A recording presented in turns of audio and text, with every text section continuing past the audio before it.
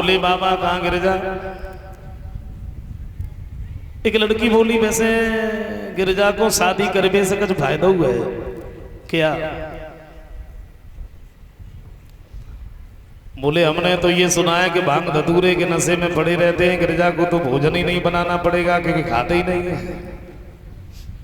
दूसरी बोली एक फायदा और है क्या।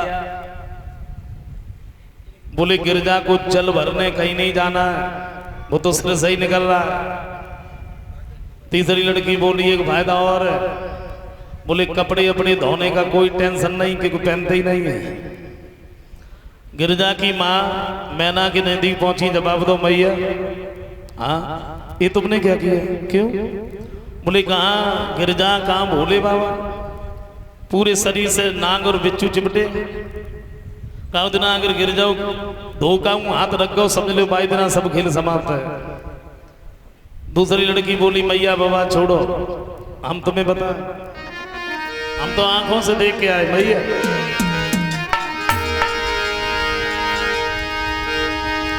तेरी बिटिया है ना ना ना मैया वरना बिल्कुल बूढ़ो।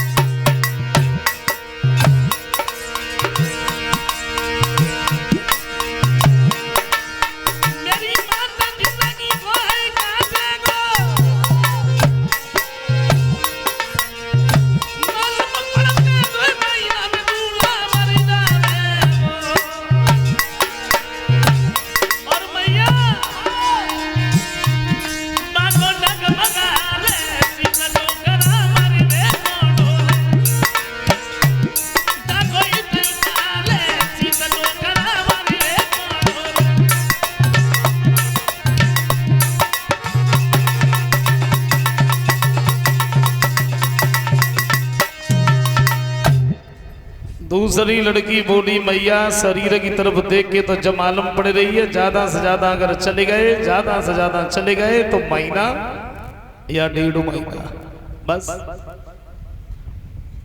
और जैसे ही इतने शब्द सुने सो मैना रोने लगी। कहा बुला दीजिए ऋषि नारद को। नारद के कहने के अनुसार मैंने शादी के लिए हाँ भरी।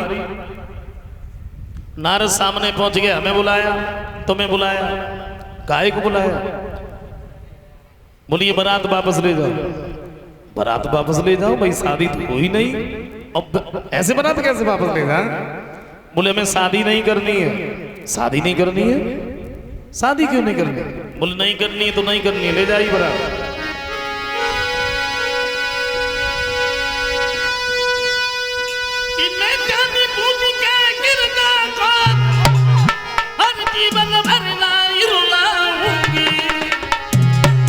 और बेटी को गले बांध करके मैं कुआं में जाए गिर जाऊंगी।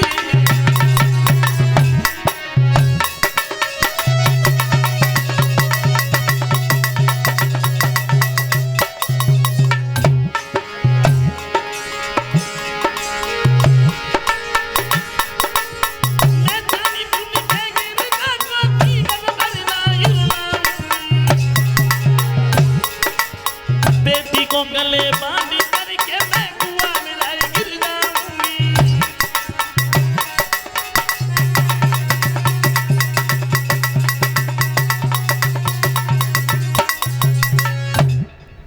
जवाब दिया है ये बारात वापस ले जाओ, शादी नहीं करनी। तो नारद कहते हैं तुम चाहे 1000 बार कहो और तुम्हारे कहने से हम ये बारात वापस नहीं ले जाएंगे। गिरजा अगर एक बार कह दे तो फिर किसी की भी नहीं सुनेंगे, चले जाएं। तत्काल ही मैना भागी गिरजा के नजदीक पहुंची और एक बात की, देखो बेटी मैं तुम्हारी भले की कह रही, कहाँ तुम कहाँ भोले बाबा। तुम सिर्फ एक बार मना कर दो बस, बारात तो हम वापस कर देंगे।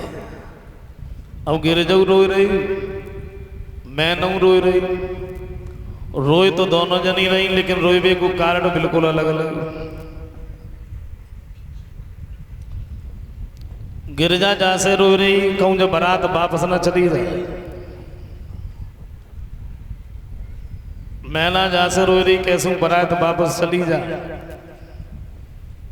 फिर गिरजा ने एक बात की, देखो मैया दरवाजे पे बारात रुकी है, दरवाजे से बारात अगर वापस चली गई तो इसमें कितनी बड़ी तौहीन होगी। अब जो भी हैं जैसे भी हैं, इन्हीं के साथ में मेरा विवाह कर दो। तो मैना बोली, हम तो तेले रोई मरी जाती थी, अगर तू कह रही तो हमें काम हो जाता। हाँ शादी भाई, शादी भाई, लेकिन हिमांचल को थोड़ा अभिमान हो गया। अभिमान क्या हो गया? अभिमान ये हो गया, एक बात सोचिए, हमने इतना सारा भोजन बनवाया और ये जरा से भूतों को लेके चले आए, भाई इतना सारा भोजन खाएगा कौन? भोले बाबा समझ गए। इनकी बारात में दो छोटे छोटे बच्चों का वेश धारण करके शुक्र और शनिचर गए थे। भोले बाबा ने इशारा कर दिया और दोनों रोए उठे भूख की वजह से। भगवान शंकर कहते हैं, देखो हम सब लोग तो बाद में भोजन करते रहेंगे, बच्चे बड़े भूखे हैं, ऐसा करो पहले आप इन्हें भोजन करवा दो। हिमांचल ने दोनों को हाथ पकड़ो, एक नौकर को दे दिए, बोले ले जाओ। सारी बारात में कोई शोर नहीं मचा रहा और इन्हें बड़ी तेजी से भूख लगी, इन्हें भोजन करवा। नौकर जो रहे दोनों को लेके गो, जौन से कमरा में सब सामान भरो रहे, बस बाकी बिल्कुल नजदीकी बैठा। भाग के गो, पत्तल और डबुआ लेके आओ, पत्तल डबुआ परसी दोबारा फिर गो, सो पानी बाव सागर लेके आओ। सो का देखी हुआ ना पत्तल ना डबुआ का रहे ही ना। माने सोची हमें खूब ध्यान है, अबे तुम रख के गए थे, चलो कोई बात ना, शायद भूल गए हो। पानी बाव सागर रख के दोबारा गो, पत्तल डबुआ लेके आओ, सुखा दे कि वहां पानी बाव सागर ही गायब। फिर माने खड़ो करो, बोले तू यहाँ खड़ो खड़ो जब देख जे सब चीजें चली कहाँ जाती। एक गो सब सामान सिर पे ला दिलाओ, पूड़ी परसी दूध परसी कछ हो ही ना, चार चार फिर न कछ हो, फिर छह छह, फिर आठ आठ, फिर 10 फिर 20 अब परसन माओ तो फिरंगी बनो। बाकी कमरा में घुस जाए, फिर डाल जाए, फिर कमरा में। और जब ज्यादा परेशान हुआ तो सोईबा ने कहा करो, गुस्सा आई, दोनों को हाथ पकड़ो और जौन से कमरा में सब सामान भरो रहे, बस बाय में ढकिया दे, बोले मरो ले जाए में खाओ। और बाहर से दरवाजो बंद। थोड़ी देर के बाद में जब कमरा खोलो, बम रहो कछुना और भूख से चिल्ला तो नहीं रहे जितने पहले चिल्ला रहे थे। और सो हिमांचल समझ गए, भोले बाबा के नजदीक पहुंचे, बोले हमें माफ करो, ये अपनी महिमा से बैठो। और भगवान शंकर ने 2 तुलसी के पत्ते दिए, इन्हें ले जाके जैसे खिलाए, जो भूख से चीख रहे थे चिल्ला रहे थे वो शांत होते। वैसे कहते तो ये है कि ऐसा आज भी है, अब खैर प्रैक्टिकल तो नहीं किया है, वैसे बताते हैं अगर कोई ज्यादा भोजन कर रहा हो, वो नहीं मान रहा हो, तो आप उसे तुलसी खिला दो और तुलसी खाने के बाद में फिर वो नहीं मांगेगा। और देखो भोजन की अगर बात आई है तो अपने घर की रसोई में वो भोजन बनना चाहिए जिससे भगवान को भोग लग जाए। घर की रसोई में वो भोजन बनना चाहिए जिससे भगवान को भोग लग जाए। और रसोई में भोजन कहाँ बनता है? अब तो किचन में खाना बनता है, और खाने में क्या क्या बनता है कोई पता नहीं, कोई पता नहीं। जबकि परमात्मा ने देखो जीव जंतु अलग अलग बनाए, मांसाहारी अलग है, शाकाहारी अलग है। अच्छा एक बात देखो, शेर मांसाहारी है, मांस खाने वाला है, और शेर भूखों मर जाएगा लेकिन कभी घास नहीं खाएगा, क्योंकि वो मांसाहारी भगवान ने बनाया ही मांस खाने के लिए। शाकाहारी देख लो, गाय को ले लो आप, गाय भूखों मर जाएगी लेकिन कभी मांस नहीं खाएगी। शेर भूखों मर जाएगा, कभी घास नहीं खाएगा, और गाय भूखों मर जाएगी, कभी मांस नहीं खाएगी। और 12 आदमी जो घास भी खा जाए, मांस भी खा जाए, और पेट गया पेट तो कब्रिस्तान बन गया। अच्छा, दोबारा फिर भोजन बनवाया गया। हिमांचल सामने पहुंचे, बोले भैया माफ करना, क्या बताएं घर में थोड़ी अड़चन हो गई, इसलिए हमने आप लोगों को भोजन नहीं करवा पाए, आप सब लोग हमारे साथ भी चलो, भोजन कर लो। और जैसे ही भूतन ने सुनी, सुबह भागे, बड़ी देर में नंबर लग पाओ भोजन को। अब जब सोच रहे हैं ऐसी जगह पे बैठे हैं जब प्रश्न भाव पहली बार हमारे नजदीक से ही निकल के जाए। अच्छा, भोले बाबा बैठे रहे, उनके एक तरफ तो ऐसे बैठ गए अंधे, और दूसरी तरफ बहरे, और बीच में भोले बाबा। बिठा के बड़े आराम से भोजन करवाते थे, आजकल जैसे नहीं। बारात तो थी इनकी ऐसी ऐसी कि हल्दी चढ़वाने के बदले और तन बसम रमाई थी भोला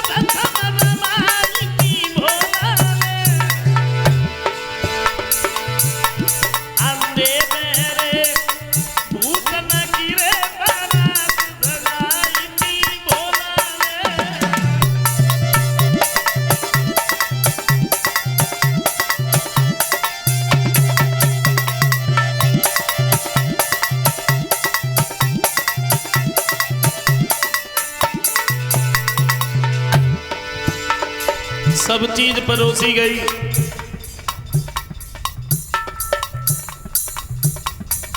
भूत जो सोच रहे पहले जल्दी जल्दी अपनी खा लें, बाकी बाद में दूसरे की दे गए।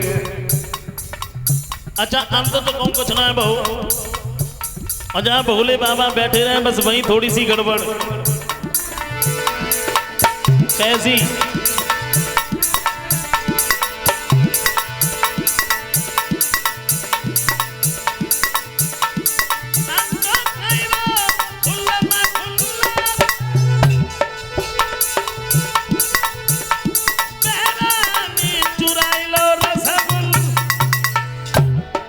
थोड़ी गड़बड़।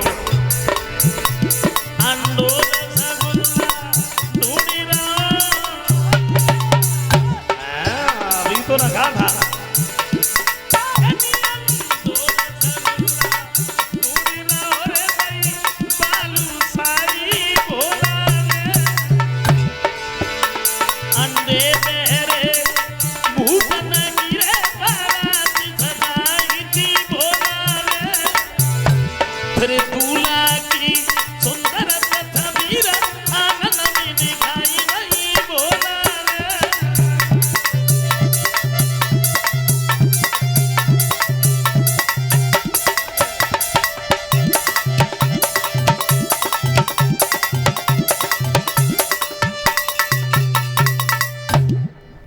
बड़े हर्षोल्लास के साथ में सबने भोजन किया है।